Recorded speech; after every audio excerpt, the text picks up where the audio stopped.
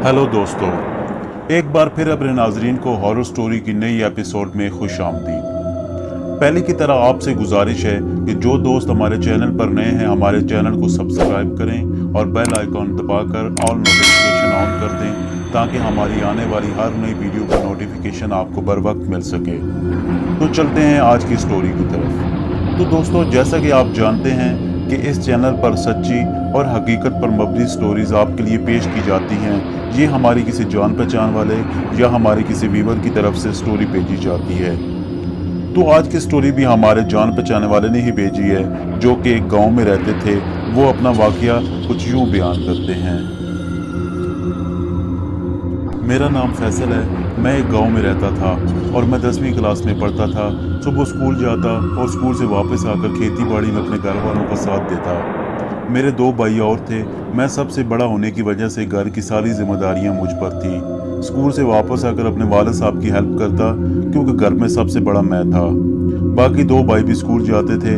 चूँकि मैं ट्रैक्टर भी चला लेता था, तो कभी स्कूल से वापस आकर अपनी ज़मीनों पर अगर हल चलाने की ज़रूरत होती तो हल चला लेता।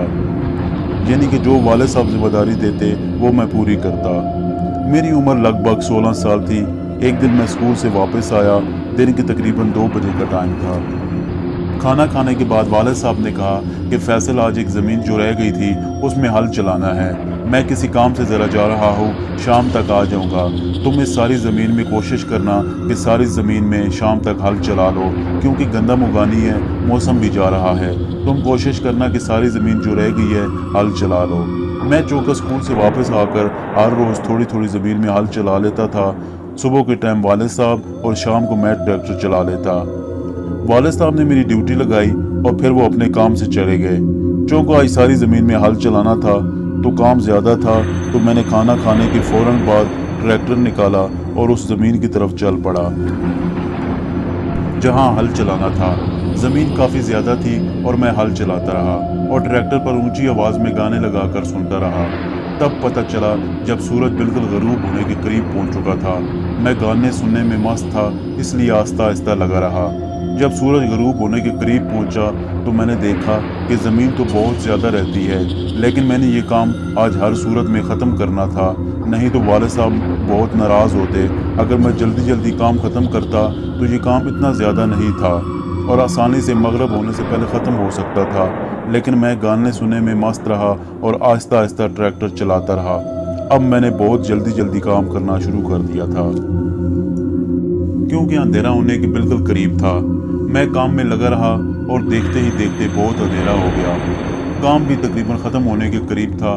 कोई आधे घंटे का काम और रह गया होगा। मैं दिल ही दिल में सोच रहा था कि लगता है कि वालिद साहब अभी घर वापस नहीं आए। अगर वो वापस आते तो मेरे पास ज़रूर आते, क्योंकि मैं बहुत लेट हो चुका था। रात के तकरीबन 10 बज चुके थे और बहुत अंधेरा था। लेकिन मैंने ट्रैक्टर की लाइट तेज़ करके जल्दी जल्दी काम ख़त्म करने की कोशिश कर रहा था। मैं ट्रैक्टर चलाने में मसरूफ़ था कि अचानक मैंने एक बकरा देखा जो मेरे ट्रैक्टर के साथ साथ चल रहा था। मैंने सोचा कि किसी का होगा जो इसे बांधना भूल गया होगा और ये बकरा घर से बाहर निकल आया होगा। लेकिन मैंने सोचा कि आसपास आबादी भी कोई नहीं है। गांव तकरीबन 2 किलोमीटर दूर है और ये बकरा यहाँ कैसे आ गया। लेकिन मैंने इग्नोर कर दिया और अपने काम को ख़त्म करने में लग गया। लेकिन ये मेरे ट्रैक्टर के साथ साथ चल रहा था। अंधेरा बहुत ज़्यादा था तो मुझे भी थोड़ा थोड़ा डर लग रहा था, क्योंकि आसपास कोई आबादी नहीं थी। मैं ट्रैक्टर चलाता और बकरा मेरे साथ साथ उछल रहा था। तो मैंने ट्रैक्टर रोका और सोचा कि देखो तो सही कि ये बकरा है किसका। मैंने ट्रैक्टर को स्टार्ट ही छोड़ा और ट्रैक्टर से नीचे उतर गया। ट्रैक्टर से नीचे उतरकर मैंने बकरे को पकड़ने की कोशिश की, लेकिन मैं जैसे ही उसके करीब जाता बकरा उछलकर दूर हो जाता और मैं फिर बकरे की तरफ आगे बढ़ जाता। फिर मैं बकरे की तरफ आगे बढ़ता, वो उछलकर दूर हो जाता। इसी तरह तकरीबन आधा घंटा होता रहा और वो बकरा मुझे ट्रैक्टर से काफ़ी दूर ले गया। मैं भी उसको पकड़ने की जिद में आगे जाता रहा, लेकिन हैरानगी की बात यह थी कि जिस तरफ गांव था वो मुझे उस तरफ नहीं बल्कि दूसरी तरफ ले जा रहा था। लेकिन मैंने उस टाइम नहीं सोची ये सारी बातें। अब मैं इतना दूर आ चुका था कि दूर से ट्रैक्टर की लाइट एक टॉर्च की लाइट के बराबर लग रही थी। मैं बहुत डर चुका था। ऐसे लग रहा था कि ये बकरा मुझे कहीं ले जा रहा है। लेकिन वो बकरा मेरे हाथ नहीं लग रहा था। अचानक मेरे जहन में ख्याल आया कि ये गांव की तरफ भी तो भाग सकता था, लेकिन ये उस तरफ नहीं भागा। जब ये बात मेरे जहन में आई तो मैं बहुत डर गया। मैं इतना डर गया कि मैं आपको बता नहीं सकता। मैं फौरन रुक गया और सोचने लगा ये बकरा नहीं बल्कि कोई और चीज़ है। मेरा पूरा जिस्म कांप रहा था। मैं फौरन पीछे की तरफ भागा। भागने की बिल्कुल हिम्मत नहीं थी, लेकिन पता नहीं मैं कैसे भागा और बहुत तेज़ भागते भागते मैं ट्रैक्टर की लाइट की तरफ आगे बढ़ा और कुछ देर बाद मैं ट्रैक्टर के पास पहुंच गया। मेरी सांस फूल चुकी थी, लेकिन जब मैं ट्रैक्टर के पास पहुंचा तो देखा कि वालिद साहब ट्रैक्टर के पास खड़े होकर मुझे इधर उधर ढूंढ रहे थे। मुझे देखकर वालिद साहब ने कहा कि क्या हुआ, तुम ट्रैक्टर को स्टार्ट छोड़कर कहाँ चले गए थे? मैं काफ़ी देर से आ गया हूँ और मैं परेशान हो रहा था, और तुम इतना डरे हुए क्यों हो? तो मैंने वालिद साहब को सारी बात बता दी। तो वालिद साहब ने कहा कि पागल, वो कोई बकरा नहीं था बल्कि वो एक बढ़ावा था और वो तुम्हें अपनी तरफ ले जा रहा था और वो तुम्हें नुकसान पहुंचाने के लिए ही यहाँ से लेकर जा रहा था। तुमने बहुत अच्छा किया जो वापस भाग आए हो। मैं बहुत डरा हुआ था। अल्लाह का शुक्र है कि वो वालिद साहब आ गए थे, वरना मुझसे ट्रैक्टर नहीं चलना था और वो मुझे ज़रूर नुकसान पहुंचाता, क्योंकि जब मैं वहाँ से भागा तो वो मेरे पीछे भागा।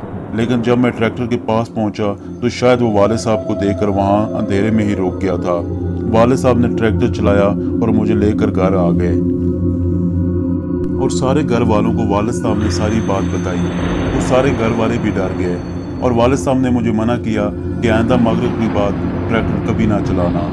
मुझे रात को सख्त बुखार हो गया, जो कि 2-3 दिन रहा। उसके बाद मैंने मगरिब के बाद घर से निकलना ही छोड़ दिया और आज तक मैं मगरिब के बाद घर से निकलने से डरता हूँ। तो दोस्तों, कैसी लगी आपको ये आज की इस हॉरर स्टोरी? अगर आपको ये स्टोरी पसंद आई है तो वीडियो को लाइक और शेयर ज़रूर करें और हमारे चैनल को सब्सक्राइब करना और बेल आइकन दबाना हरगिज़ ना भूलें। तो मिलते हैं एक नई स्टोरी के साथ, तब तक के लिए इजाज़त दीजिए। अपना बहुत सारा ख्याल रखिएगा। अल्लाह हाफ़िज़।